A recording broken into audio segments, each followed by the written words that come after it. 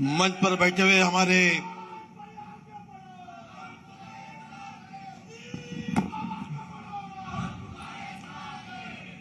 माननीय राष्ट्रीय अध्यक्ष भारतीय जनता पार्टी का जोशपूर्ण नेतृत्व जिसे कहा जाता है, जब से आप बने हैं तब से भारतीय जनता पार्टी सफलता की ओर जा रही है।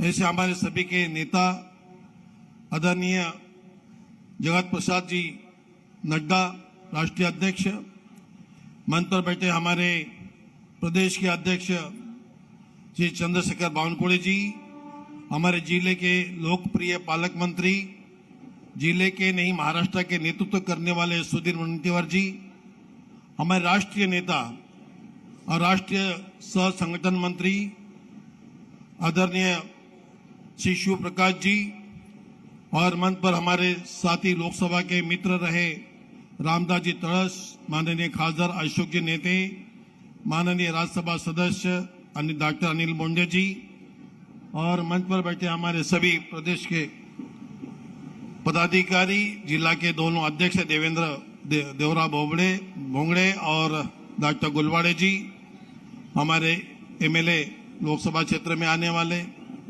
बोधकुरवार जी, डॉक्टर दुर्वे जी और भांगड़िया जी, उपस्थित भाइयों में यहाँ बहुत कम समय के लिए बोलूंगा। आदरणीय नड्डा जी को मैं धन्यवाद दूंगा कि आप तो चंद्रपुर आए हैं, हमारी लोकसभा जहां पर मैं कई बार लड़ा, 4 बार लोकसभा सांसद भी रहा, आपके साथ में भी रहा हूं, और आप ही के माध्यम से हमारे जिले को आपने बहुत बड़ी 2 चीजें दी है। एक तो आज चंद्रपुर जिले में जो मेडिकल कॉलेज है ये राज्य सरकार ने बनाकर पूरा किया है सुधीर जी के और देवेंद्र जी के नेतृत्व में, लेकिन इसकी मान्यता आपने दी थी, ये मैं कभी नहीं भूलूंगा। चंद्रपुर की जनता को मैं याद दिलाता हूं, ये मान्यता आप ही ने दी थी जब आप स्वास्थ्य मंत्री थे, और आपने और एक काम यहाँ बड़ा किया था जब हमारे यहाँ पे ह्यूमोग्लोबैथी रिसर्च सेंटर, कंट्रोल सेंटर बना है सिकल सेल के आधार पर। इसकी भी मान्यता मिलते मिलते जो फंड चाहिए था वो आप ही ने देने से यहाँ पे आप वो पूरा हुआ है, जिसका लोकार्पण और भूमि पूजन भी देश के प्रधानमंत्री आदरणीय नरेंद्र मोदी जी ने किया था। पिछले माह में उसका लोकार्पण भी हुआ है। ये देश का एकमात्र ऐसा रिसर्च सेंटर है जिसके लिए भी आपने बड़ा योगदान दिया था, मैं धन्यवाद देता हूं। आप यहां पर आए हैं चंद्रपुर एक हमारी माता महाकाली का आशीर्वाद से कुल देवता चंद्रपुर की है, उसके नगरी में आप आए हैं जहां पर कभी गोंड राजा, आदिवासी राजाओं का राज्य चलता था, वो राजा थे यहाँ के। उन्होंने यहाँ पे बहुत वर्षों तक ब्रिटिश से लड़ाई लड़ी, और उसी का एक परिणाम है कि हमारे यहाँ पे सबका आदर्श जो है हमारे शहीद बाबूराव शेरमाक्यू को हम हमेशा स्मरण करते हैं, वो आदिवासी योद्धा थे। और इस शहर के अंदर मैं इतना कहूंगा कि शहर की जनता बहुत महान है। महानगर लोकसभा की मैं यहाँ पर 4 बार जीता हूँ, आपको ये बात दिलाना चाहता हूँ। ये बड़े ब्रॉड माइंड के उदार विचार के लोग हैं कि मेरे यहाँ पर जाति के 2000 वोट है, लेकिन मुझे 4 बार लोगों ने यहाँ पर जिताया है, ये देश की मिसाल बन गई है। इतने महान लोगों के बीच में मैं खासदार रहा हूँ, सांसद रहा हूँ, और उसी के बीच में आपको आना पड़ा दुर्भाग्य से कि हम ये बात पिछली बार लोकसभा नहीं जीते हैं, नहीं तो आप यहाँ नहीं आते, जीत जाते। तो ये असफलता की वजह से आपको आना पड़ा। ये हमारा सौभाग्य है कि आप यहाँ आकर जिताने के लिए कोशिश कर रहे हैं। मुझे विश्वास है कि ये जनता फिर से यहाँ पर भारतीय जनता पार्टी का जो पुनर्वैभव था, इसलिए कह रहा हूं कि ये 6 विधानसभा में एक भी विधायक कांग्रेस पार्टी का नहीं था, सारे विधायक भाजपा के 5 विधायक थे, एक शिवसेना का था। उस जगह पर दुर्भाग्य से कांग्रेस जीती थी, लेकिन आप यहाँ आए हैं और जनता फिर से समझ गई है कि प्रधानमंत्री नरेंद्र मोदी जी के नेतृत्व में पुनः चंद्रपुर को पुनर्वैभव भाजपा को दिलाना है, इसीलिए जनता यहाँ आके आपका सुनने के लिए आई हुई है। मैं इनका स्वागत करता हूँ, और बहुत ही मजबूत चंद्रपुर भाजपा थी, इसे बनाने के लिए हम सब लोग साथ में आ रहे हैं और सभी के साथ में मिलकर हम यहाँ काम करेंगे। मुझे आप लोगों ने ओबीसी आयोग का अध्यक्ष बनाया है, चेयरमैन बनाया एनसीबी का। मैं मानता हूं ये क्यों बनाया आपने। अगर मैं 4 बार लोकसभा नहीं जीतता तो शायद आपके भी दिमाग में बात नहीं आती। 4 बार लोकसभा जीतने के बाद में मैं घर में नहीं बैठ सकता, या आपने मुझे सोचा मेरे बारे में, और साथ में महाराष्ट्र के बारे में सोचा कि जहां महाराष्ट्र में इतनी बड़ी संख्या में ओबीसी भाई रहते हैं, तो उन्हें न्याय देने के लिए आपने पद मुझे दिया है। इसकी मुझे पूरी जानकारी रखता हूं, और मैं आश्वस्त करता हूं यहाँ के सभी भाइयों बहनों को कि आदरणीय प्रधानमंत्री जी के सूचना के अनुसार राष्ट्रपति महोदय ने इस महाराष्ट्र का गौरव किया है कि महाराष्ट्र में ओबीसी चेयरमैन बनाकर इस चेयरमैन की गरिमा को संभालते मैं पूरे ओबीसी भाइयों को न्याय देने के लिए उस चेयर का मैं गरिमा बढ़ाने का प्रयास करूंगा। मैं आज के दिन पुनः एक बार राष्ट्रीय अध्यक्ष नड्डा जी को धन्यवाद देते हुए और जनता का फिर आभार मानता हूं कि आपने मुझे यहां पर 4 बार जिताया था, ये मैं कभी नहीं भूलता हूं। और आगे यहां पर फिर से भाजपा का वैभव बढ़ाने के लिए सभी कार्यकर्ता जनता आपके साथ में रहेंगी, आशीर्वाद देगी। इन शब्दों के साथ में मैं मेरे 2 शब्द यहां रोकता हूं। धन्यवाद। धन्यवाद। इसके पश्चात महाराष्ट्र के विकास पुरुष, राज्य के वन, सांस्कृतिक कार्य, मत्स्य व्यवसाय तथा इस जिले के भाग्य विधाता सम्माननीय आमदार सुधीर भाऊ मुनगंटीवार जी आपको संबोधित करेंगे, ऐसी उनसे विनती करता हूं।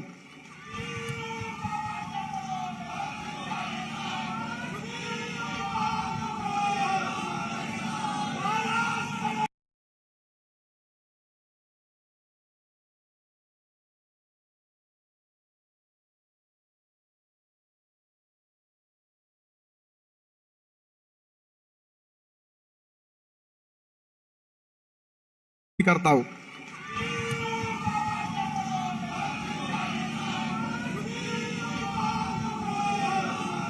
माता की,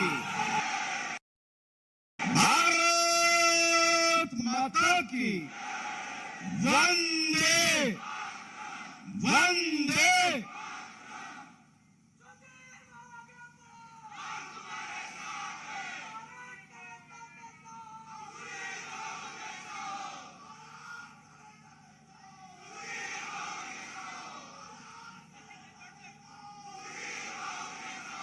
भारतीय जनता पार्टी के राष्ट्रीय अध्यक्ष, जो विश्व के सबसे बड़े संगठन के कप्तान हैं, कर्णधार हैं, ऐसे हमारे मार्गदर्शक नेता श्री जगत प्रकाश जी नड्डा, हमारे राष्ट्रीय महामंत्री सह संगठन, हमारे आदरणीय मार्गदर्शक श्री शिव प्रकाश जी, महाराष्ट्र के जुझारू नेता, प्रदेश के कप्तान श्री चंद्रशेखर बावनकुळे जी, राष्ट्रीय पिछड़ा आयोग के हमारे लोकप्रिय अध्यक्ष श्री हंसराज अहीर जी, यहाँ भारतीय जनता पार्टी के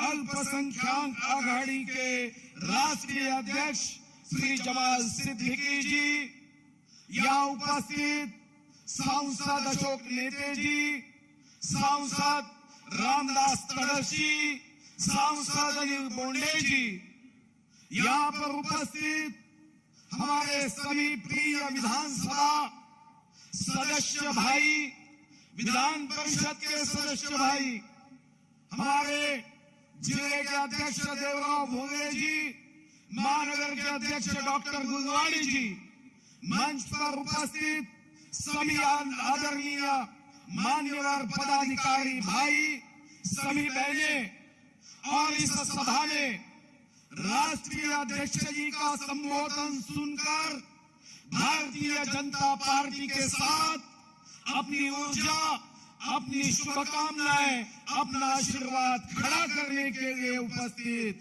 मेरे इस वीर भूमि के शूरवीर कार्यकर्ता, पदाधिकारी, सम्मानीय नागरिक भाइयों और बहनों, मैं सर्वप्रथम आप सभी को नवीन वर्ष की शुभकामनाएं देता हूं। ये अंग्रेजी नवीन वर्ष के शुभारंभ में हमारे राष्ट्रीय अध्यक्ष जी ने विजय का संकल्प ये चंद्रपुर आकर शुरू किया है।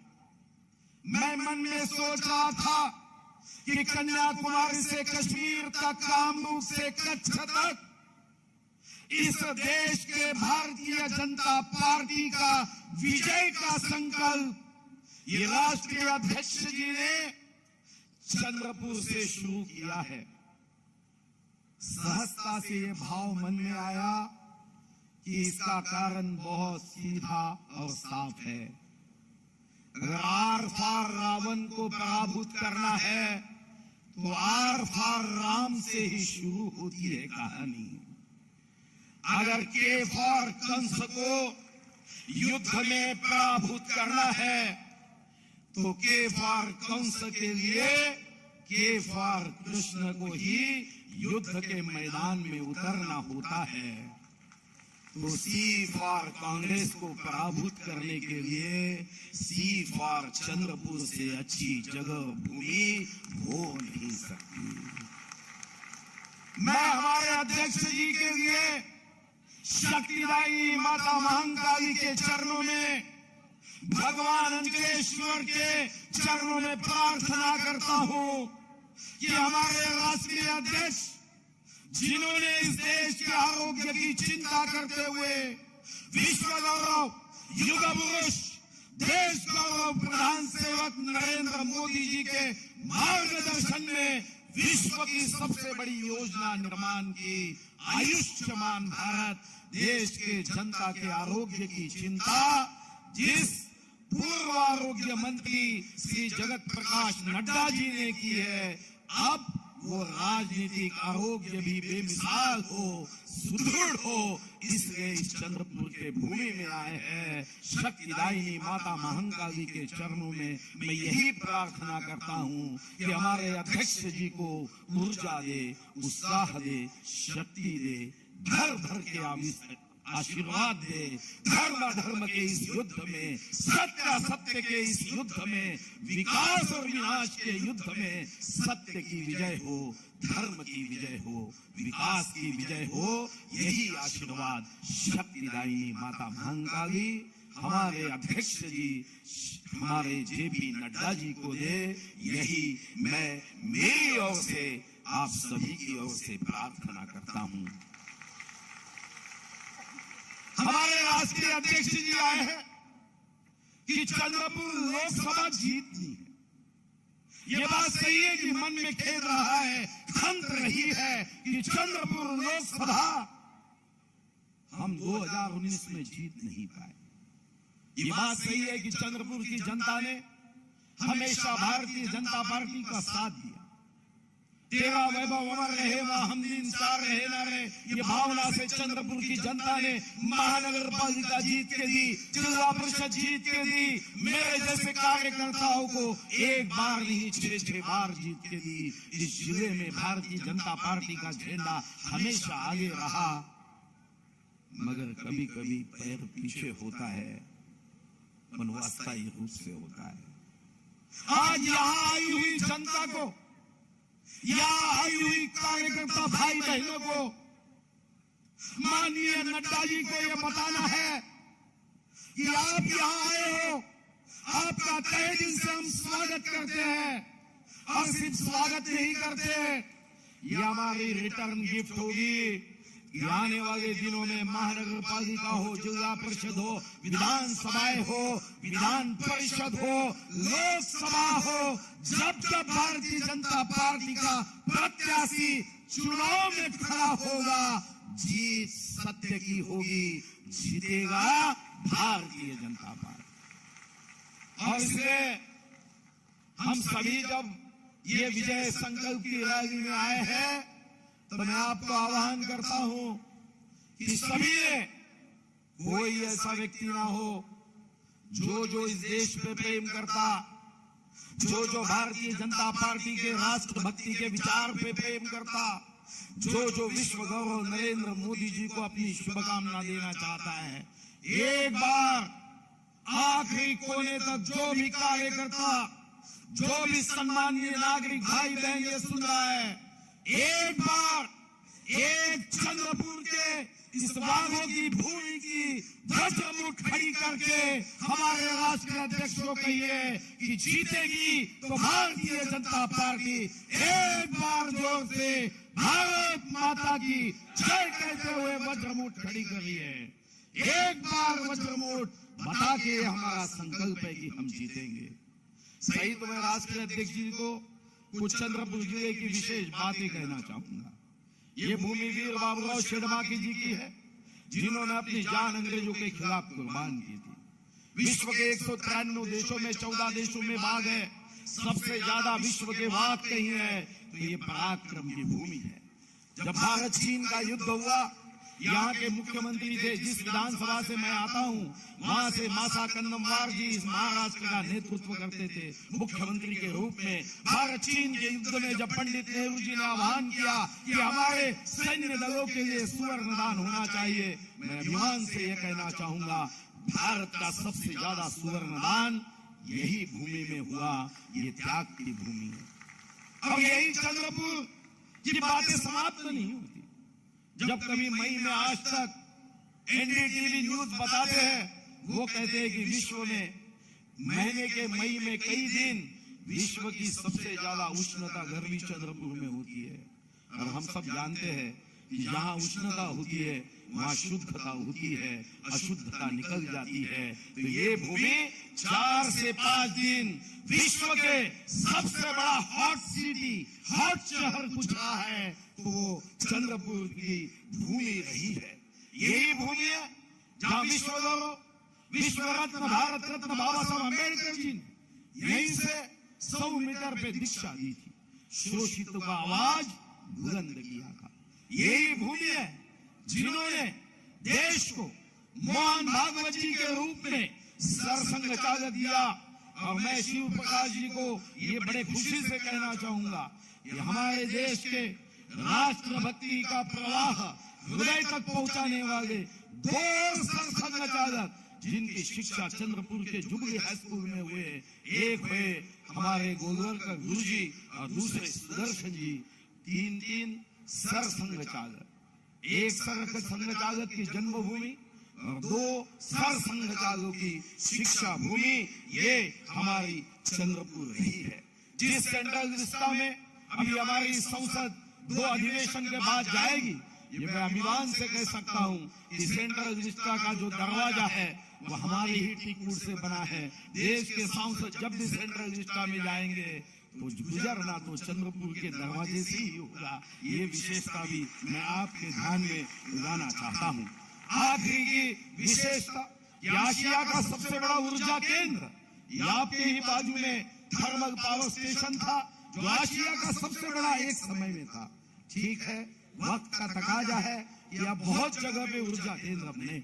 मैं इतनी अपेक्षा करूंगा कि चंद्रपुर से बाजू में ऊर्जा केंद्र है जिसके मंत्री हमारे बावन कुरेजी थे। मैं यही विश्वास से कहूंगा यहाँ से 800 किलोमीटर तक अंधेरा दूर करने का काम चंद्रपुर का ऊर्जा केंद्र करता है। आज आप चंद्रपुर के इस पावन भूमि पे आए हैं, हम विश्वास से कहेंगे कि यहाँ के जनता की शक्तिदायिनी माता महाकाली के आशीर्वाद की ऊर्जा लेकर कन्याकुमारी तक एक ही आवाज लोगों के हृदय तक पहुंचेगी कि भारतीय जनता पार्टी जिंदाबाद, भारतीय जनता पार्टी जिंदाबाद। और हम ये अपेक्षा के साथ, विश्वास के साथ कहते हैं कि जब हमारे अध्यक्ष श्री जगत प्रकाश नड्डा जी देश के गांव-गांव तक ये विचार पहुंचाएंगे, चंद्रपुर का भी आवाज उतना ही बुलंद होगा। चंद्रपुर की भारतीय जनता पार्टी के कार्यकर्ता जनता की शुभकामनाओं के साथ हमेशा जीतेंगे, ये विश्वास देता हूँ। फिर से इस भूमि पे हृदय से स्वागत करते हुए माता महाकाली के चरणों में आपके लिए आशीर्वाद मांगता हूँ। भारत माता की। बहुत बहुत धन्यवाद सुधीर भाऊ। नड्डा जी आप आगे बढ़ो, नड्डा जी आप आगे बढ़ो, नड्डा जी आप आगे बढ़ो। भारतीय जनता पार्टी के राष्ट्रीय अध्यक्ष सम्माननीय जेपी नड्डा जी साहब को मैं विनंती करता हूं कि चंद्रपुर लोकसभा के इस विशाल जनसमुदाय को आप संबोधित करेंगे। सम्माननीय नड्डा साहब।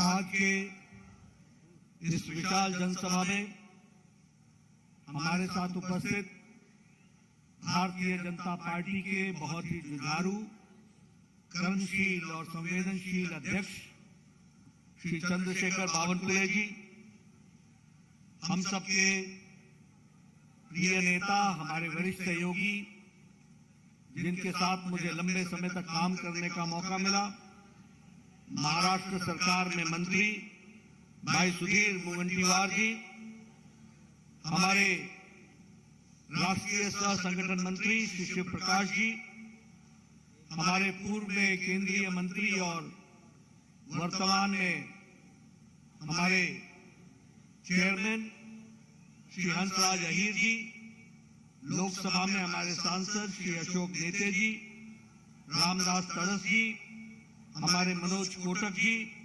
संजीव रेड्डी जी, संदीप ध्रुवे जी, श्री बंटी जी, रामदास आंबेडकर जी, हमारे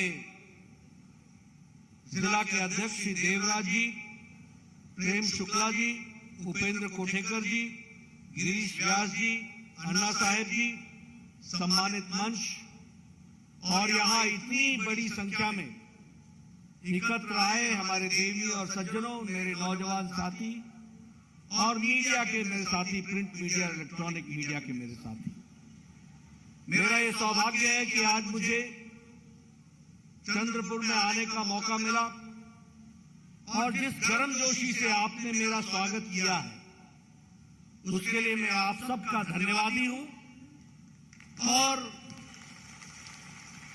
आप सबके सहयोग से भारतीय जनता पार्टी आगे बढ़े, इस कामना को लेकर के चंद्रपुर में भी भारतीय जनता पार्टी का परचम सदा लहराए, इस कामना के साथ मैं अपनी बात की शुरुआत करता हूं। मैं यहां जब आया हूं तो मैं महाकाली को याद न करूं तो शायद मेरा आना सार्थक नहीं होगा। इसलिए सबसे पहले तो मैं महाकाली को वंदन करता हुआ, नमन करता हुआ अपनी बात को प्रारंभ करता हूं। साथ ही साथ वीर बाबूराव शेरनाकी जी को याद करना यह भी मेरी जिम्मेवारी बनती है, जिन्होंने इस देश के लिए अपने आप को आहूत किया। ऐसे वीर पुरुष को भी याद करना मेरी जिम्मेवारी बनती है। मित्रों, मुझसे पूर्व वक्ताओं ने बहुत सी बातें आपके सामने रखी है और उन्होंने बड़े विस्तृत रूप में चंद्रपुर के इतिहास के बारे में, चंद्रपुर के योगदान के बारे में, ये सारी बातें आपके सामने रखी हैं। मैं जब आज आपके बीच में आया हूं तो कुछ बातों की तरफ आपका ध्यान आकृष्ट करना चाहता हूं। सबसे पहली बात तो यह है कि हम सब लोगों को यह ध्यान में रखना चाहिए कि जब विश्व मुसीबत के दौर से गुजर रहा है, जब विश्व हर तरीके के आघात के बीच से गुजर रहा है और हर देश अपने आप को संकट में पा रहा है, तो हम सौभाग्यशाली हैं कि भारत जैसे देश, 130-135 करोड़ का देश, इसका नेतृत्व हमारे आदरणीय प्रधानमंत्री श्री नरेंद्र मोदी जी कर रहे हैं, जो देश को विपरीत परिस्थिति में भी आगे ले जाने में कोई कसर नहीं छोड़ रहे हैं। इसको हमको समझना चाहिए। और फिर मैं यहां यह भी कहना चाहूंगा, सिर्फ कहने के लिए मैं नहीं कह रहा हूं, जिस देश ने हमको 200 साल तक राज किया, ब्रिटेन, आज इस मंदी के जमाने में भी भारत ब्रिटेन को प्रसार करके दुनिया की 5वीं नंबर की अर्थव्यवस्था बनकर के खड़ा हो गया। आज जब अमेरिका इन्फ्लेशन से लड़ रहा है, रशिया इन्फ्लेशन से लड़ रहा है, वहां भारत अपने इन्फ्लेशन को स्टेबिलिटी के साथ देश की अर्थव्यवस्था को मजबूत नींव पर रखने का काम कर रहा है। अगर आज मैं बात करूं तो सिर्फ इतना ही नहीं है, आज हम स्टील में दुनिया के दूसरे नंबर के मैन्युफैक्चरर हो गए। 8 सालों के अंदर जो देश 52% मोबाइल बाहर से लाता था, आज यह देश 97% मोबाइल भारत में बना रहा है और दुनिया को सप्लाई कर रहा है। केमिकल में हम सबसे बड़े एक्सपोर्टर, फार्मास्यूटिकल्स में हम सबसे बड़े एक्सपोर्टर, स्टील में हम सबसे बड़े एक्सपोर्टर। इसलिए आज अर्थव्यवस्था की दृष्टि से देखा जाए तो जब दुनिया की अर्थव्यवस्थाएं लड़खड़ा रही हैं, वहां हम आदरणीय मोदी जी के नेतृत्व में एक मजबूत अर्थव्यवस्था के साथ आगे बढ़ने का काम कर रहे हैं। इसको भी हमको समझ लेना चाहिए। मैं यहां ये भी कहना चाहूंगा कि आज हम सब भाग्यशाली हैं। मैं यहां देख रहा हूं आप सब लोग बड़े नजदीक नजदीक बैठे हैं, किसी ने मास्क नहीं लगाया है और सब बड़े आराम से बैठे हैं। अमेरिका में अभी तक टीकाकरण पूरा नहीं हुआ है, यूरोप ने अभी तक टीकाकरण पूरा नहीं किया है, चीन की हालत आप लोगों ने टेलीविजन में देख ली है। वहीं मोदी जी के नेतृत्व में भारत 220 करोड़ टीकाकरण डबल डोज और बूस्टर के साथ सुरक्षा कवच पहन करके हमारे सामने ये तस्वीर दिखती है।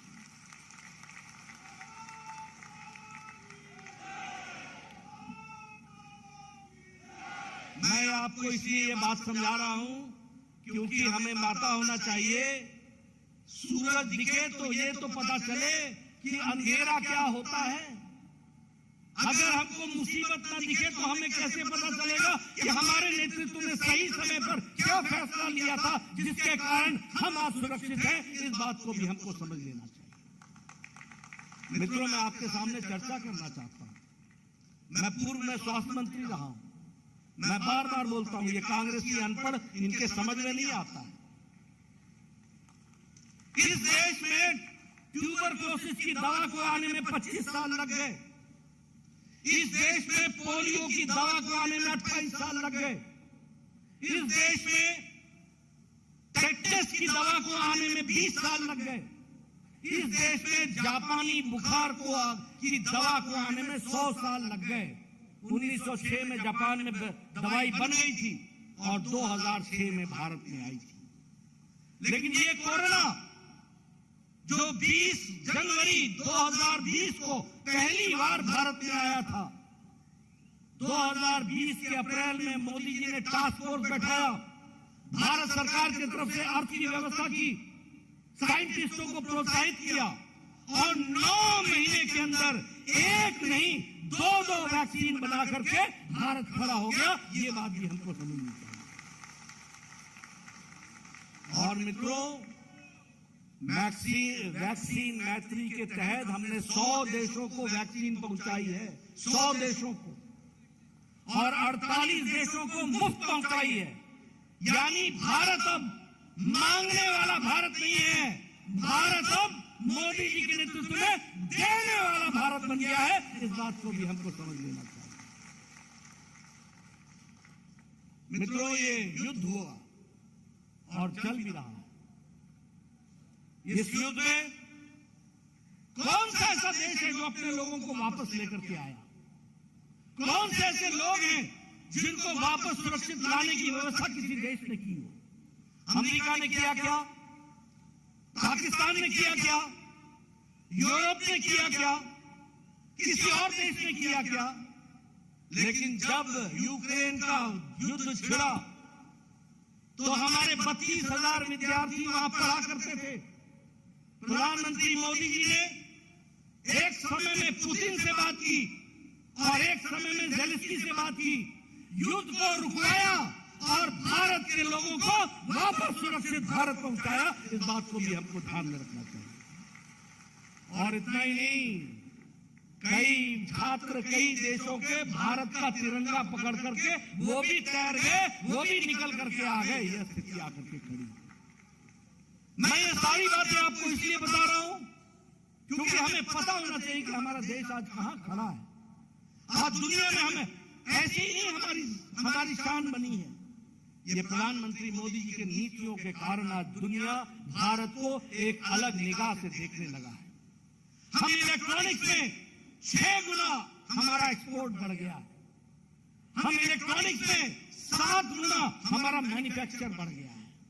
और उसी तरीके से हर विकास के दृष्टि से हम एक्सपोर्ट टारगेट को भी आगे बढ़ा रहे हैं और हर दृष्टि से हम काम को आगे बढ़ा रहे हैं। लेकिन जब हम ये काम कर रहे हैं तो आपको ये भी ध्यान में रखना चाहिए कि आज इंटरनेशनल मॉनिटरी फंड IMF ये कहता है कि भारत में अति गरीबी 1% से भी कम हो गई है।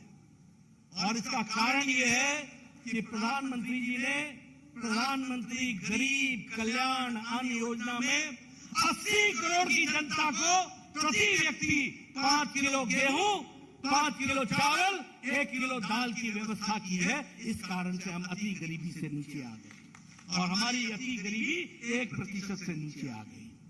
उसी तरीके से अगर हम बात करें जल जीवन मिशन में, कभी सोचा था कि हमको घर में नल के माध्यम से पानी पीने को मिलेगा? कभी कल्पना की थी?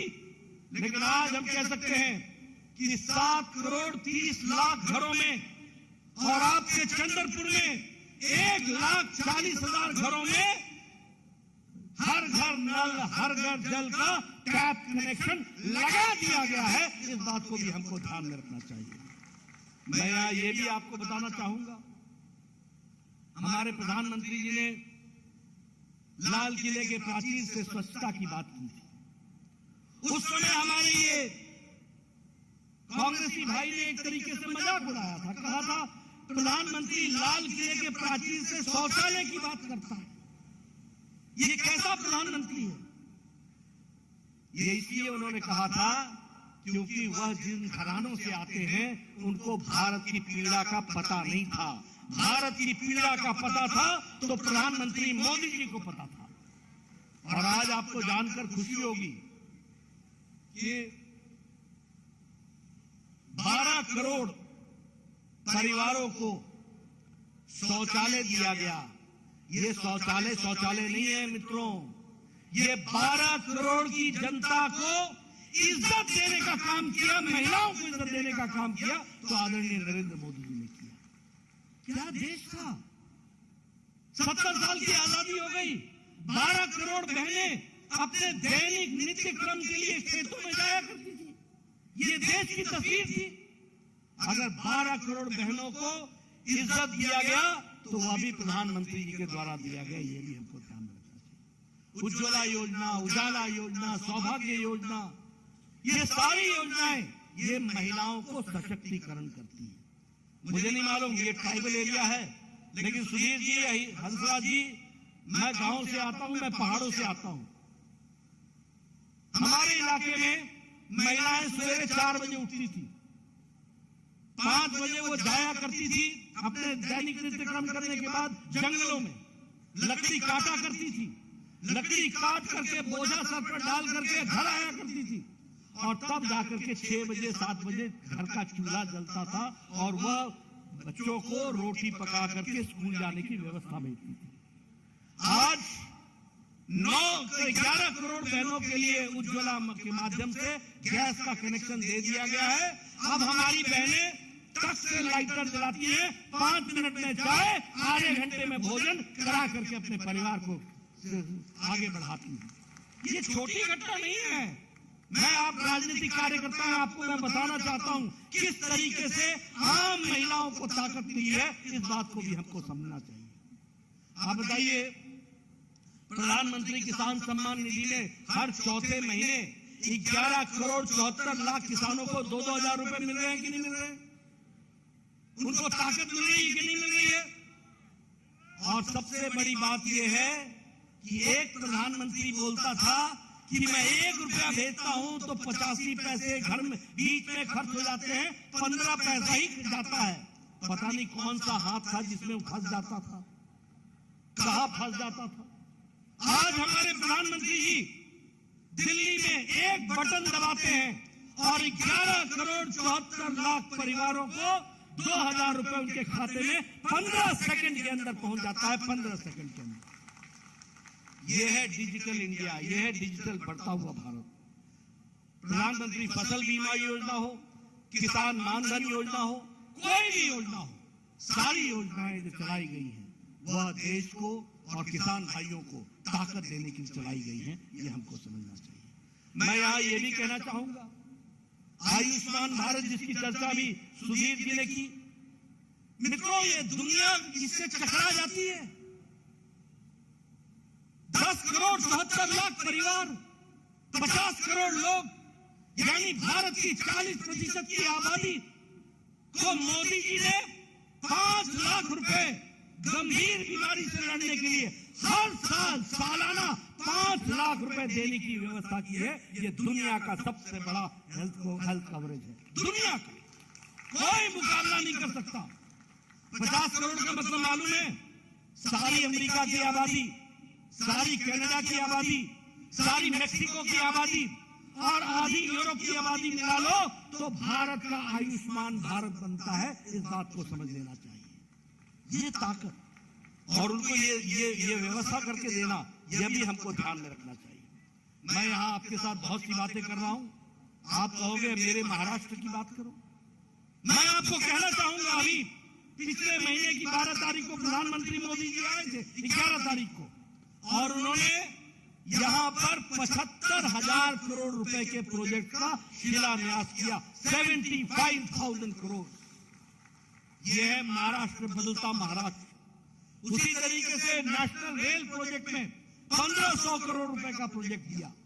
उसी तरीके से national institute of one health, इसमें 110 करोड़ रुपए का प्रोजेक्ट दिया। नाग रिवर के लिए, पोल्यूशन अबेटमेंट के लिए 1925 करोड़ रुपए का प्रोजेक्ट दिया। और उसी तरीके से वंदे भारत नागपुर से बिलासपुर चलाई गई, और उसी तरीके से नागपुर मेट्रो फेज 1, इसमें 8,650 करोड़ रुपए खर्च करके फेज 1 की शुरुआत की और 6,700 करोड़ का फेज 2 का शिलान्यास कर डाला। ये बदलता हुआ नागपुर खड़ा किया, ये बदलता हुआ हमारा महाराष्ट्र को खड़ा किया गया। उसी तरीके से हृदय सम्राट बाला साहब ठाकरे जी का महाराष्ट्र का समृद्धि महामार्ग जो 520 किलोमीटर का है, नागपुर से शिरडी, उसका भी इनॉग्रेशन किया, उसका भी उद्घाटन किया, और साथ ही साथ 701 किलोमीटर का एक्सप्रेस वे के लिए 55,000 करोड़ रुपए का आवंटन किया है। मैं ये आंकड़े गिना रहा हूं मित्रों, कोई कांग्रेसी इस तरीके से आंकड़े गिना सकता है क्या?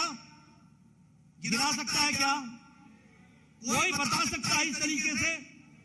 ये मोदी जी की संस्कृति है, रिपोर्ट कार्ड लेकर के जनता के बीच में जाना। जो कहा है वो किया है, जो कहेंगे वो करके देंगे। ये ताकत पैदा हुई है तो प्रधानमंत्री मोदी जी के नेतृत्व में हुई। और उसी तरीके से पिछले महीने की 18 तारीख को नितिन जी ने 8 नेशनल हाईवे का उद्घाटन किया। 1,800 करोड़ रुपए उस पर खर्च हुए। महाराष्ट्र का पहला इलेक्ट्रॉनिक मैन्युफैक्चरिंग क्लस्टर, यह भी 492 करोड़ रुपए का, इसका भी राजनांदगांव पुणे में इसका भी अप्रूवल जो है वो अप्रूवल मिल गया है। और इसमें 2,000 करोड़ रुपए खर्च होंगे इस क्लस्टर में, इलेक्ट्रॉनिक मैन्युफैक्चरिंग क्लस्टर में। और इसके साथ साथ इसमें लगभग 5,000 लोगों को डायरेक्ट नौकरियां मिलेंगी और लगभग 50,000 लोगों को इनडायरेक्ट नौकरियां मिलेंगी। यह इसके विकास के साथ जुड़ा हुआ है। अगर मैं नरेंद्र जी की और देवेंद्र जी के डबल इंजन की बात करूं तो एक नहीं बहुत से कार्यक्रम हुए। अगर वाइब्रेंट गुजरात है तो मैग्नेटिक महाराष्ट्र, और मैग्नेटिक महाराष्ट्र के लिए आप लोगों ने काम किया। उसी तरीके से फॉरेन डायरेक्ट इन्वेस्टमेंट महाराष्ट्र में जब से आपकी सरकार आई है, फिर से जब से, मैं तब नहीं बता रहा हूं जब वो आघाड़ी की पिछाड़ी सरकार थी, आघाड़ी की पिछड़ी सरकार थी। अब मैं आपकी बात कर रहा हूं जो आपकी सरकार आई है। 3,75,000 करोड़ रुपए का फॉरेन डायरेक्ट इन्वेस्टमेंट महाराष्ट्र में आया है, ये भी हमको ध्यान में रखना चाहिए। इसलिए एक नहीं अनेकों काम को विकास की दृष्टि से जोड़ने का काम किया है। और मैं यहां ये भी कहना चाहूंगा कि बहुत से काम हैं जिनको पूरा किया गया। अगर मैं चंद्रपुर की बात करूं तो मुझे खुशी है कि मेडिकल कॉलेज की मान्यता देने का मुझे सौभाग्य मिला, लेकिन मुझे सबसे ज्यादा खुशी इस बात की है, ये ट्राइबल बेल्ट है। मैं स्वास्थ्य मंत्री था, प्रधानमंत्री मोदी जी ने जापान में जाकर के सिकल सेल की चर्चा की थी, दुनिया के मंचों पर उन्होंने चर्चा की थी। आज मुझे खुशी है कि उसका रिसर्च सेंटर और सैटेलाइट सेंटर भी अगर बना है तो चंद्रपुर में बना है, और उसके लिए भी काम हो रहा है, वह भी हमको ध्यान में रखना चाहिए। उसी तरीके से 2,000 करोड़ रुपए का लगभग इन्वेस्टमेंट चंद्रपुर के डिस्ट्रिक्ट में हो रहा है।